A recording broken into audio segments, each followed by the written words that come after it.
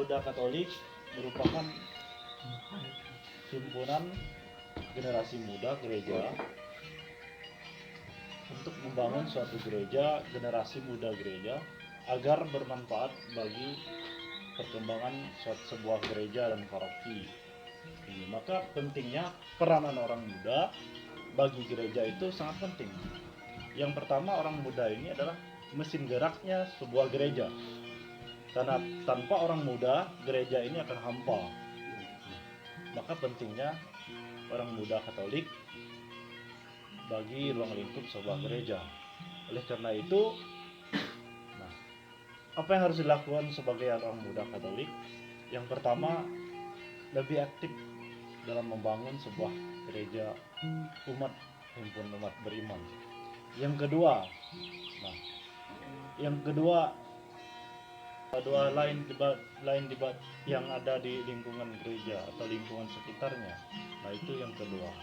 Yang ketiga, orang muda Katolik merupakan dasarnya sebuah gereja.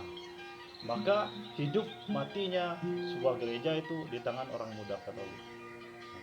Oleh karena itu, orang muda Katolik harus semangat, harus lebih giat, bangkit untuk memajukan, untuk mengembangkan suatu gereja.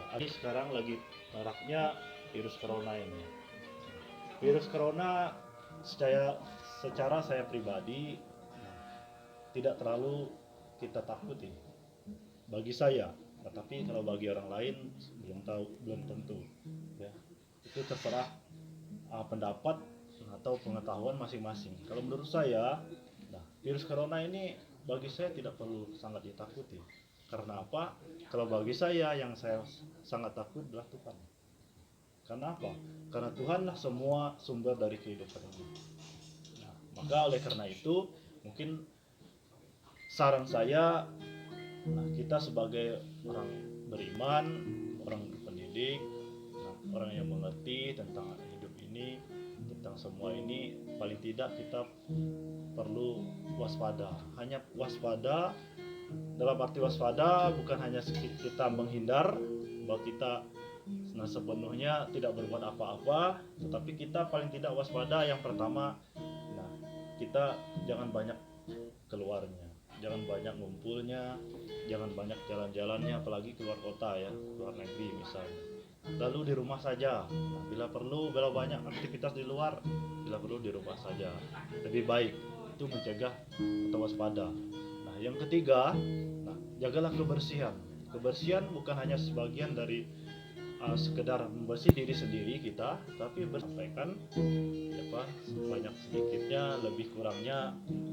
Ini pendapat saya, semoga ini bermanfaat bagi secara khusus umat Santo Martinus ini, secara lebih khususnya Kring satu ini, Santo Blasius ini, dan secara istimewanya demi para orang muda Katolik, generasi muda gereja